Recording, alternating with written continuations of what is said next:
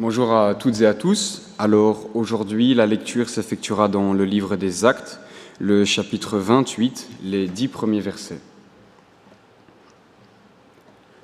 Une fois hors de danger, nous avons appris que l'île s'appelait Malte. Ses habitants nous ont témoigné une bienveillance peu courante. Ils nous ont tous accueillis près d'un grand feu qu'ils avaient allumé, car la pluie tombait et il faisait très froid. Paul avait ramassé un tas de broussailles et il était en train de les mettre sur le feu quand, sous l'effet de la chaleur, une vipère en est sortie et s'est accrochée à sa main. Lorsque les habitants de l'île ont vu l'animal suspendu à sa main, ils se sont dit les uns aux autres : « Cet homme est certainement un meurtrier, puisque la justice n'a pas voulu le laisser vivre, bien qu'il ait été sauvé de la mer. » Mais Paul a secoué l'animal dans le feu et n'a ressenti aucun mal. Ces gens s'attendaient à le voir enfler ou tomber mort subitement. Après avoir longtemps attendu, voyant qu'il ne lui arrivait aucun mal, ils ont changé d'avis et ont déclaré que c'était un dieu. Il y avait dans les environs des terres qui appartenaient à un dénommé Publius, principale personnalité de l'île. Il nous a accueillis et nous a logés de manière très amicale pendant 3 jours.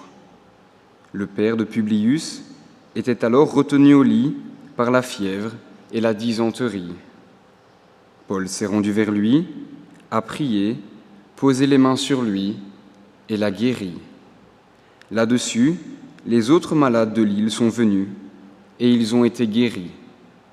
Ils nous ont rendu de grand honneur et à notre départ, nous ont fourni ce dont nous avions besoin. Amen.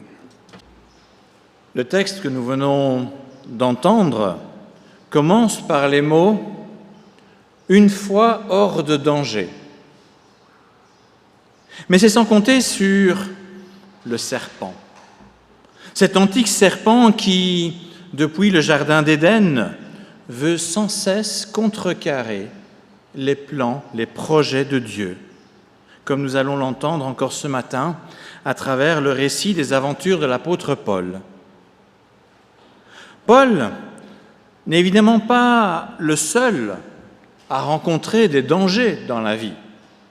Que nous soyons chrétiens ou non, nous pouvons tous et toutes être confrontés à des situations incertaines, pénibles, difficiles, parfois même périlleuses. Mais en tant que croyants traversant la détresse et la peur, nous pourrions à certains moments crier comme le psalmiste : « Mon Dieu, pourquoi m'as-tu abandonné ?» Jésus lui-même a crié ces mots quand il était à la croix. Quand on voit tout ce qui menace notre vie, on se demande : mais que vaut ma vie pour Dieu ? Que vaut aussi la vie de Jésus de Nazareth pour Dieu ? C'est donc comme annoncé à partir d'un épisode marquant de la vie de Paul que je vous propose de voir la réponse de Dieu à cette question. Que vaut ma vie pour Dieu ? Dans le livre des Actes, nous lisons que le Seigneur a choisi Paul pour en faire un instrument de premier ordre pour partager le message de l'évangile du Christ, message de grâce et de paix. Et c'est ainsi que Paul, ancien persécuteur des chrétiens, d'ailleurs, peut-être que le serpent aurait dû le mordre parce qu'il était bien un peu coupable d'une certaine façon de la mort de chrétiens. Mais Paul a été choisi par Dieu, malgré le fait qu'il soit un ancien persécuteur, pour accomplir les projets de Dieu. Et c'est ainsi que Paul a accompli plusieurs longs voyages pour partager, au nom du Christ ressuscité, le message de la grâce et l'appel à ouvrir le cœur au Seigneur. Mais pour l'apôtre, ce ne fut pas un long voyage, un long chemin tranquille, bien au contraire. Comme en témoigne le chapitre 11 de sa deuxième lettre aux Corinthiens, Paul nous dit là-bas qu'il a été plusieurs fois prisonnier, fouetté, même lapidé. Par ailleurs, il a connu des privations, les dangers de ceux qui voulaient le détrousser et de ceux qui voulaient l'assassiner. Il a aussi traversé les dangers mortels des voyages de l'époque, y compris 3 naufrages. Et en fait, la liste continue dans cet épître. Alors pour illustrer cela, le livre des Actes relate avec beaucoup de détails un long récit de naufrage qui en fait est décrit juste avant l'épisode que nous avons entendu. Ce qu'on a lu, c'est juste la fin.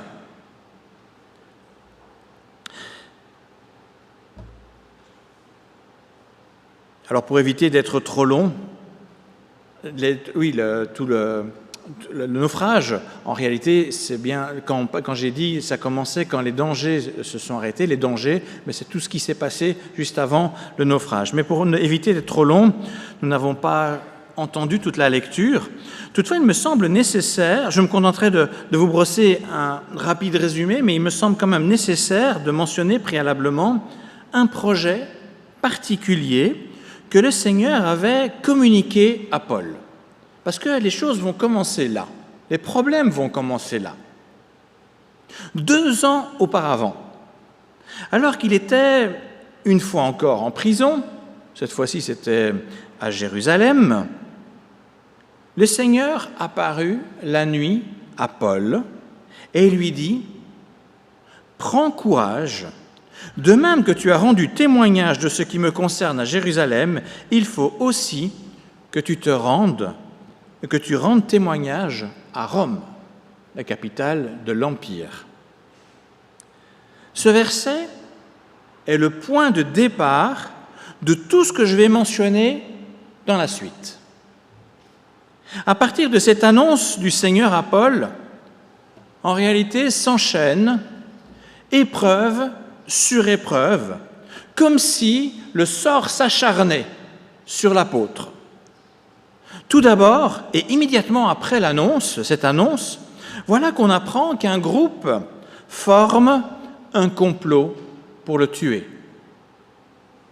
In extremis, le prisonnier est envoyé de nuit pour le protéger à Césarée pour éviter son assassinat et pour qu'il comparaisse devant le gouverneur de cette région de l'Empire romain. Premier danger. Mais Paul n'est pas tiré d'affaire. En effet, le gouverneur, ne voulant pas déplaire aux Juifs de la région, Juifs qui ne peuvent plus supporter Paul, mais le gouverneur laisse croupir l'apôtre dans un cachot pendant 2 ans. Alors, un cachot romain, ce n'est pas une sinécure. Il y a un vrai danger pour la vie.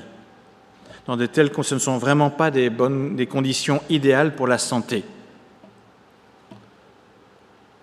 Après 2 ans, un nouveau gouverneur arrive. Et les opposants de Paul ne l'ont pas oublié, et ils en profitent pour tenter un nouveau projet d'assassinat, un nouveau complot.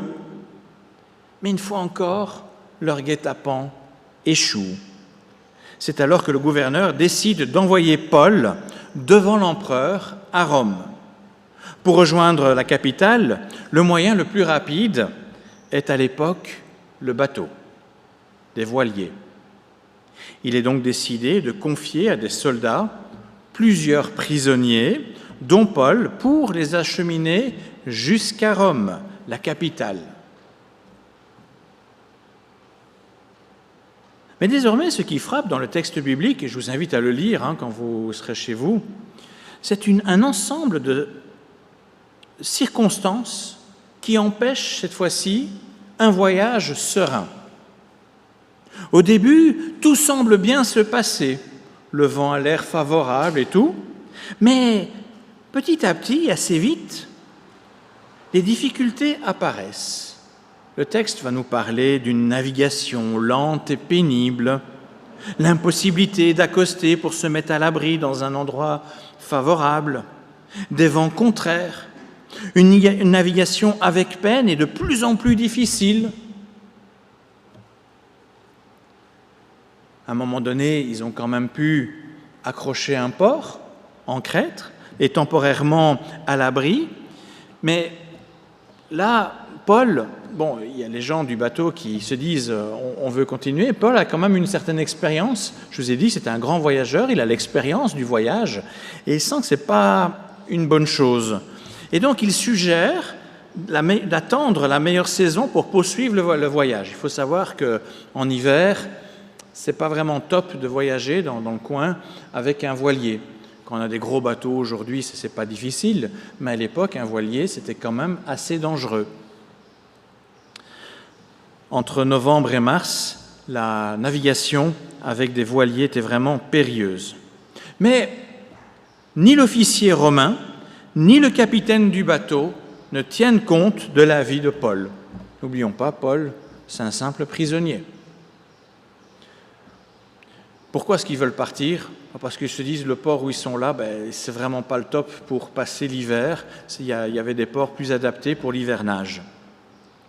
Donc à première vue, on pourrait se dire, quelque part, c'est peut-être pas une si mauvaise idée de se mettre en route. Ça va permettre à Paul d'arriver plus vite à Rome. C'est bien ça quand même le projet de Dieu. Mais c'est sans compter sur l'adversité. Bien que les conditions météorologiques semblent favorables pour reprendre la mer, et ils se mettent en route, mais très vite, un vent violent se met à souffler, entraînant le bateau à la dérive. Impossible de le contrôler. C'est à tel point qu'il est vraiment nécessaire de jeter par-dessus bord la cargaison et tout le superflu. Tout cela doit être jeté à la mer pour tenter de sauver le navire et les passagers. Toutefois, après 14 jours de tempête continue, ce qui est quand même anormalement long, je ne sais pas si vous vous rendez compte, 14 jours complets de tempête, c'est beaucoup, l'espoir de sortir vivant de cette situation dans la tête de ces passagers est quasi nul. Il n'y a que Paul qui garde confiance, car il connaît les plans de Dieu et sa puissance pour les accomplir. D'ailleurs, un ange lui apparaît dans la nuit pour l'encourager. Et, petit détail, mettez-vous à la place de Paul, là, qui est dans le fond de la cale. Il a confiance en Dieu, il sait que Dieu veut l'amener à Rome, mais il voit quand même les 275 autres passagers. Il a quand même pitié. Et cet ange lui dit, non, tu seras sauvé, mais tout le monde dans le bateau le sera aussi avec toi. On voit comment Dieu prend soin aussi de la santé morale, émotionnelle de Paul. Donc tout le monde sortira de cette aventure sain et sauf. C'est alors que le bateau s'approche d'une petite île. On apprend par la suite qu'il s'agit de Malte. Alors, je ne sais pas si vous avez déjà regardé une carte de la Méditerranée, mais face à la taille de la Méditerranée, cette île est comme une tête d'épingle. Imaginez un bateau à la dérive, là-dedans. Ils sont partis de Crète. Entre Crète et Malte, à vol d'oiseau, vous avez au moins 800 kilomètres. Donc, de là à pouvoir pile poil aller là, c'est vraiment surprenant. Et pourtant, c'est quand même ce qui arrive. Donc ils approchent terre, mais là, le risque est énorme. Le risque pour le bateau, il y a deux risques possibles. Soit il pourrait aller se fracasser sur des rochers. Vous savez parfois que près de la mer, il y a des rochers même dans l'eau qu'on ne voit pas, et ils sont extrêmement dangereux. Ou alors, si vous avez une belle plage, le gros problème, c'est que vous avez des bancs de sable, et le bateau peut venir se prendre dedans. Une fois le bateau dedans, il est à la merci des vagues, et en fait, le bateau se fracasse avec le poids, avec la force des vagues. Alors, bien évidemment, les marins connaissent le risque. Ils sont expérimentés à la matière. mais allant à l'encontre de tout code maritime. Vous savez, normalement, on dit que les marins doivent être les derniers à quitter le navire. C'est pas comme ça que ça se passe là. Qu'est-ce qu'ils veulent faire? Ils vont prendre la seule chaloupe, le seul bateau de sauvetage qu'il y a, et ils veulent partir. Mais en faisant ça, c'est clair que tout le monde dans le bateau est quasi condamné à mort. Mais Paul, là, intervient auprès des soldats.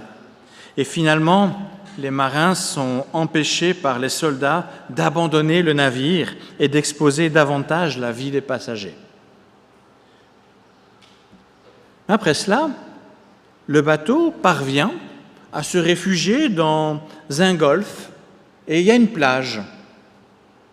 Mais en s'y approchant, malheureusement, le bateau est malheureusement pris dans un banc de sable. Et le danger dont je vous ai parlé arrive. Sous l'effet des violentes vagues, l'arrière du bateau commence à se briser, si bien qu'il faut tous se mettre à l'eau pour tenter de rejoindre la rive. Et dans le bateau, il y a des gens qui savent nager, il y en a qui ne savent pas nager. Cependant, comme je l'ai dit au début de l'histoire, une partie des passagers sont des prisonniers. Et les prisonniers, à l'époque, il faut savoir que les soldats en avaient la responsabilité sur leur vie. Un prisonnier perdu, le soldat était condamné à mort. Et donc, les soldats étaient d'avis de tuer les prisonniers pour éviter qu'ils ne s'échappent. Nouveau danger pour Paul. Encore une menace qui pèse sur sa vie. Mais heureusement, l'officier souhaite préserver la vie de Paul et donc il refuse cette option. Et contre toute attente, il laisse à tous les prisonniers la chance de sauver leur vie. Il défait les chaînes et il les libère pour rejoindre la rive. En fin de compte, tout le monde arrive sain et sauf sur l'île. Tous sont au bénéfice d'une bienveillance peu courante aussi de la part des Maltais. Il y a un accueil incroyable qui leur est fait.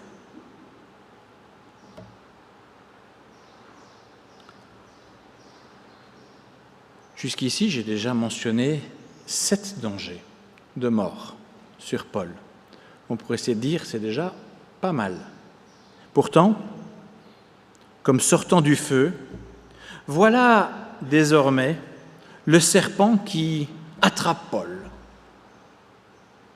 Il n'en faut pas plus pour que tout le monde croie que Paul est clairement maudit par le sort. À leurs yeux, une sorte de justice invisible fait son œuvre pour condamner à mort ce prisonnier sauvé des eaux. Néanmoins, une fois encore, Paul échappe miraculeusement à un danger mortel. Cela change d'ailleurs complètement le regard des gens qui, de maudit, le voient désormais comme un Dieu. Ça a permis aussi, au passage, on le voit dans le récit, Paul de pouvoir témoigner sur cette île de Malte. Vous voyez qu'à travers les dangers, finalement, Dieu peut encore se servir des circonstances qui paraissent mauvaises pour en sortir quelque chose de bon. Et en fin de compte, quand Paul a dû reprendre après la mer, il a reçu un gros soutien de la part des Maltais qui lui ont fourni ce qui était nécessaire. Mettez-vous à la place de Paul, c'est un prisonnier. Vous croyez qu'un prisonnier va recevoir de la part des Romains de quoi manger, etc. Non, non. Il est dépendant, il est coincé. Et c'est les Maltais qui vont donner à Paul le moyen de poursuivre son voyage. Là, on voit quelque chose quand même d'assez extraordinaire dans la bienveillance. Alors, si j'ai pris ces quelques minutes pour vous raconter cette histoire, que vous pouvez bien sûr lire avec plus de détails dans le livre des Actes, c'est pour mettre en lumière 2 éléments antagonistes, opposés. D'une part, il est vraiment frappant de voir la succession incroyable de dangers auxquels Paul fut confronté depuis que Dieu lui a communiqué son projet de l'envoyer à Rome pour y parler de l'Évangile. Je viens de mentionner pas moins de 8 dangers mortel en assez peu de temps. Un véritable acharnement. C'est comme si tout voulait l'empêcher qu'il ne puisse parvenir à Rome vivant. Autant d'épreuves sont clairement inhabituelles. D'ailleurs, l'exemple de Paul nous montre qu'être chrétien ne signifie pas une vie toujours facile. Loin de là. L'antique serpent reste très actif pour nuire à Dieu, à ses projets et à l'humanité, sa création. Mais d'autre part, même si cela n'est jamais dit dans le texte, il est tout aussi étonnant de constater comment Paul est systématiquement sauvé à travers tous ces dangers. Sauvé à travers, diasozo en grec. C'est un verbe qui, dans le texte original en grec, revient 5 fois depuis l'annonce du Seigneur que Paul doit aller à Rome, et même 4 fois à la fin du récit du naufrage dont je viens de parler. Malgré une opposition acharnée contre Paul, la main de Dieu, même s'il n'est pas mentionné, mais est visiblement très active pour veiller sur sa vie. Alors, ce n'est certes pas une vie confortable. Paul était prisonnier, avec des chaînes, ballotté dans un navire au milieu de la tempête, mais Dieu est là avec lui. Très clairement, Dieu montre que la vie des siens reste très précieuse à ses yeux. Bien que les apparences semblent défavorables, les promesses de Dieu ne sont certainement pas vaines. Il a promis de garder notre vie, et on voit ici, dans ce récit, comment il garde la vie de Paul et comment il peut continuer à garder aussi notre vie. Sa présence active dans la vie du croyant apporte une énorme différence dans notre vie, malgré tout ce que l'on peut traverser. D'ailleurs, même face à la mort terrestre qui apparaît comme le danger le plus grand de la vie humaine, nous avons la promesse que l'adversaire ne pourra rien contre celles ou celui qui est accompagné du Christ. Le chemin entre ici-bas et le royaume des cieux a été ouvert et sécurisé par Jésus-Christ au prix de sa propre vie. Comme nous pourrions le dire dans l'épreuve, Jésus a dit à la croix « Mon Dieu, pourquoi m'as-tu abandonné ?» Mais la réponse du Père céleste se trouve en fait dans un autre psaume. Au psaume 16, et c'est un texte qui est repris plusieurs fois dans le livre des Actes, « Que ton cœur se réjouisse, que ton âme exulte, car ta vie demeure en sécurité. Je ne t'abandonne pas aux enfers, je ne laisse pas mon fidèle voir la fosse. » J'en viens à présent donc à la conclusion, à l'essentiel de ce que je voudrais vous laisser ce matin. Être chrétien, c'est changer le cap de notre vie pour nous inscrire du bon côté du projet de Dieu. Dieu a des projets. On peut ne pas les suivre, on peut les suivre. En tant que chrétien, nous sommes appelés, comme Paul, à partager le message de paix et de grâce proclamé et qui a été rendu possible. Le message qui a été proclamé par le Christ est rendu possible par ce que Christ a fait. C'est un fabuleux message d'espérance, une magnifique promesse d'un avenir éternel où le mal disparaîtra. Ça, c'est la mission de l'Église et donc la mission de chacun de nous, la mission de Paul, la mission de chaque chrétien. Mais pour le moment, nous sommes encore toutes et tous, à un moment ou à un autre, touchés par l'adversité, parfois même avec plusieurs éléments difficiles qui s'enchaînent, comme pour chasser de notre cœur cette espérance et la reconnaissance d'un Dieu bon. Dans les épreuves, le découragement guette, l'incompréhension s'installe, le danger effraie. Cependant, Dieu n'abandonne jamais celles et ceux qui habitent sous l'abri du Très-Haut, car ils reposent à l'ombre du Tout-Puissant. C'est ce que nous avons lu tout à l'heure avec le psaume 91. Et ce psaume continue avec cette déclaration « Je dis à l'Éternel, tu es mon refuge et ma forteresse, mon Dieu en qui je me confie. » Cette déclaration de foi doit être, j'aurais pu dire peut-être, mais j'ai vraiment envie de dire doit être la nôtre.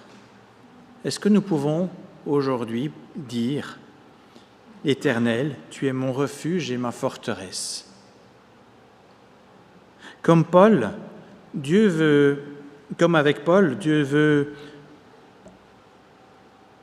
nous veut pour accomplir ses projets de grâce et d'amour. Mais si l'adversité se déchaîne, notre vie ne perd pas sa valeur aux yeux de Dieu. Notre vie garde une valeur inestimable pour Dieu et il ne reste jamais inactif pour nous protéger. Notre vie, puisqu'elle est inscrite dans le projet de Dieu, il veille sur cette vie. Il ne veut pas qu'il nous arrive quoi que ce soit. C'est clair qu'il y a des moments où ce n'est pas simple, mais il veille sur nous dans toutes ces circonstances. Quand Dieu nous veut quelque part, rien ne peut entraver ses projets. Il sera toujours notre refuge jusqu'à nous conduire dans son royaume. À Dieu soit toute la gloire. Amen.